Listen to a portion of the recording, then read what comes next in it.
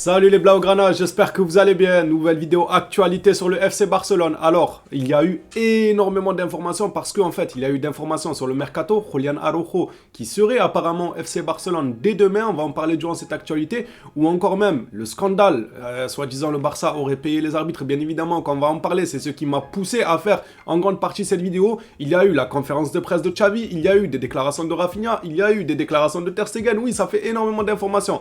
Mais ce que j'ai fait, c'est que j'ai fait le tri. J'ai pris absolument que...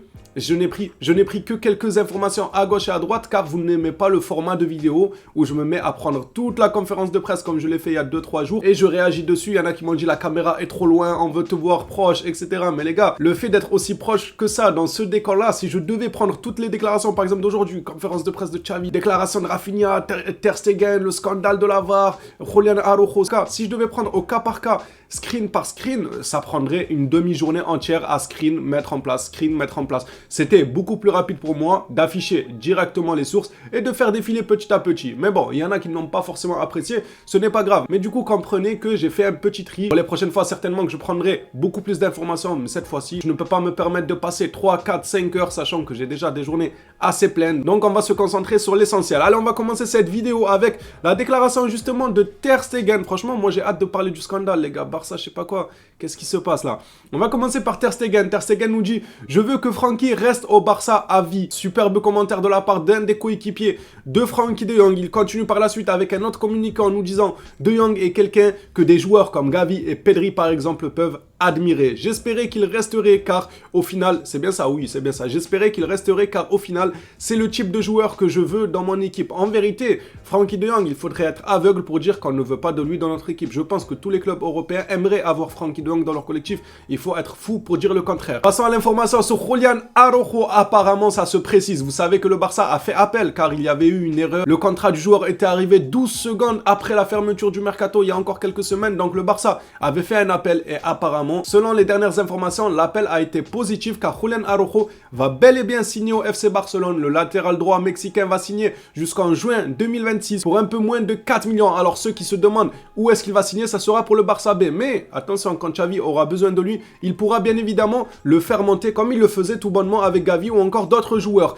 Julián Araujo se rendra à Barcelone demain pour signer un accord jusqu'au 30 juin 2026 et c'est selon Fabrizio Romano. Alors il n'y a pas de communiqué qui nous dit comme quoi l'appel fait à la justice de la part du FC Barcelone concernant Julián Araujo a été répondu positivement, mais au vu des sources que Julián Araujo va arriver au Barça et tout, cela devrait être logique que ça a été répondu positivement. Si c'était négativement, bah, ils auraient attendu cet été pour l'engager, pour le faire signer officiellement. Vous voyez ce que je veux dire. S'il y a une suite sur ce dossier, c'est que la justice n'y voit pas d'un mauvais œil la signature. Passons à la déclaration de Rafinha, un peu autocritique sur lui-même. Il dit un peu ce qui lui manque. Je dois être plus audacieux. Je suis d'accord avec lui, mais totalement. Pour tirer depuis l'extérieur de la surface. C'est vrai aussi qu'avec des blocs aussi bas, ça coûte plus cher. Il y a peu de place. Je le comprends moi Rafinha. Parce qu'en réalité Rafinha c'est quelqu'un, c'est un joueur, il a besoin d'espace. On l'a vu encore, c'était quand? Pas le dernier match, l'avant-dernier match il me semble, quand il prend la profondeur et que Koundé lui fait une magnifique passe en l'air. Ça c'est l'une des plus grandes qualités de Rafinha, quand il y a de l'espace, quand il peut prendre la profondeur, pas quand le bloc est très très bas, que c'est compliqué de prendre sa chance à 25-30 mètres car il y a 2, 3, 4 défenseurs devant toi,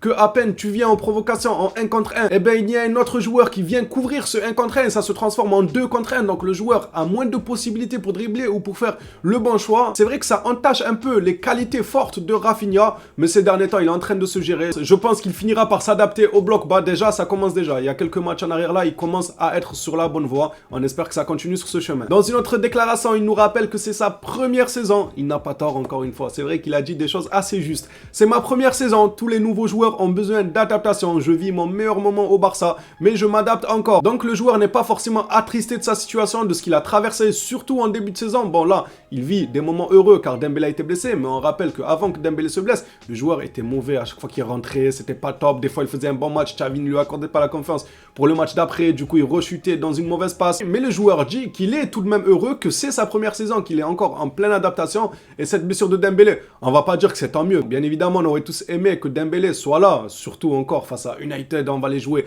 dès demain, mais Rafinha peut profiter de cette absence-là de Dembélé pour montrer ce qu'il vaut, et c'est de derniers matchs, 3 derniers matchs, franchement, il se porte plutôt bien. Alors, on arrive maintenant au sujet le plus délicat, les gars. Une bombe qui est sortie sur les réseaux depuis cet après-midi, voire ce matin, ça fait que en parler. Alors, bien évidemment, on ne va pas préciser que c'est les merengues, les Parisiens qui en parlent le plus. Le VP de l'arbitrage en Espagne aurait reçu des paiements du Barça entre 2016 et 2018 pour qu'il effectue, c'est 1 million et quelques, il me semble, si je dis pas de conneries, pour qu'il effectue des enquêtes sur les arbitres afin qu'ils soient neutres et ne prennent pas de décision en leur défaveur. L'ancienne présidence confirme qu'il n'y a rien de problématique. Alors pour l'instant, il n'y a rien d'illégal. Les supporters des clubs adverses là, parce que de base, c'est des jaloux, en plus de ça, on fait une très bonne saison. Alors ils y voient directement, oh ils ont payé l'arbitre, ils ont payé l'arbitre. Or que l'ancienne présidence confirme qu'il n'y a rien d'illégal. Ce n'est pas illégal. Jusqu'à preuve du contraire, ce que le Barça a fait, ce n'est pas illégal. Donc de ce côté-là, arrêtons de tout déformer. Enfin, arrêtons, c'est pas nous directement. C'est les supporters qui nous envient, etc., qui envient le FC Barcelone. Mais il faut arrêter de tout mélanger, de dire, ouais, ils ont payé un arbitre, ils ont payé les arbitres, ce n'est pas ça. En fait, ils ont payé pour que les arbitres, ils prennent des décisions neutres, en fait. Mais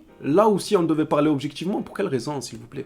Pour quelle raison tu vas payer pour qu'il y ait une soi-disant formation, un travail qui soit fait pour que les arbitres prennent des décisions neutres? C'est déjà leur travail, normalement, ou bien...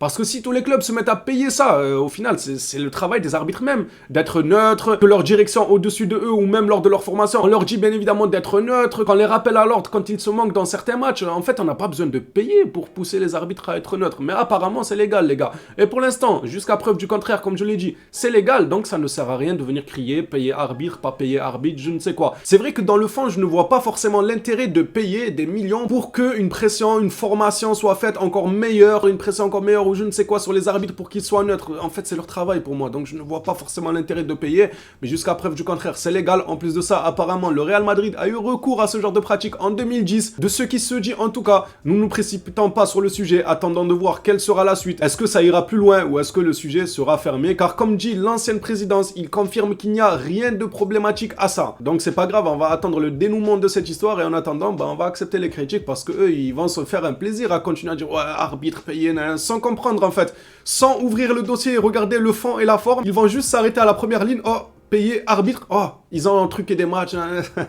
Incroyable, c'est incroyable. Après, je dis ça en toute objectivité, les gars. Si c'était le contraire, certainement Blaugrana aurait fait la même chose. Si ce genre d'histoire sortait à ce jour-là contre Paris ou contre le Real a payé pour que les arbitres soient neutres, croyez-moi que certaines de chez nous, les Blaugrana, auraient fait la même chose. Il y en a, cérébralement parlant, ils sont fanatiques à un point. C'est très très inquiétant, franchement, leur fanatisme. Ils arrivent à dire tout et n'importe quoi sans être objectifs. Donc, j'en suis conscient que si c'était l'inverse, c'est le Real qui aurait subi ça, ou Paris Saint-Germain ou quoi, il y en a des supporters de chez nous, des Blaugrana, qui seraient tombés sur le Real sans pour autant voir le dossier et dire qu'est-ce qui se passe, pourquoi ils ont payé. Non, ils auraient vu arbitre, nani, oh, le Real paye les arbitres, Paris paye les arbitres. Voilà, je voulais faire une parenthèse pour dire que ce n'est pas propre que aux autres supporters. Parmi les nôtres, il y en a aussi qui auraient eu ce genre de comportement. Mais pour l'instant, il n'y a aucun problème, les gars. Aux yeux de la justice, il n'y a rien d'illégal, même si apparemment le dossier va être fouillé encore plus. On verra bien comment ça se finit, comme je l'ai déjà dit. Un autre communiqué pour éclaircir un peu plus la situation. En effet, il y a eu des paiements, mais pour financer des enquêtes, ce que je vous disais donc, des enquêtes sur les arbitres afin qu'ils soient neutres et ne prennent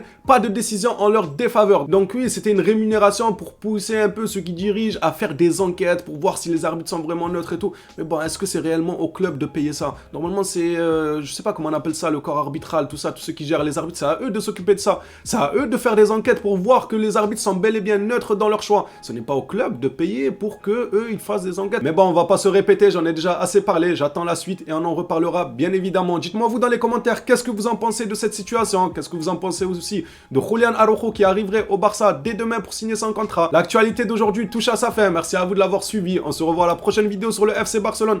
Peut-être ce soir, si j'ai un peu de temps, je referai une vidéo où je parlerai que de la conférence de presse de Xavi, si j'ai le temps les gars. Les gars, c'est à cause de vous aussi, je prenais toutes les informations, ça me prenait pas une demi-journée.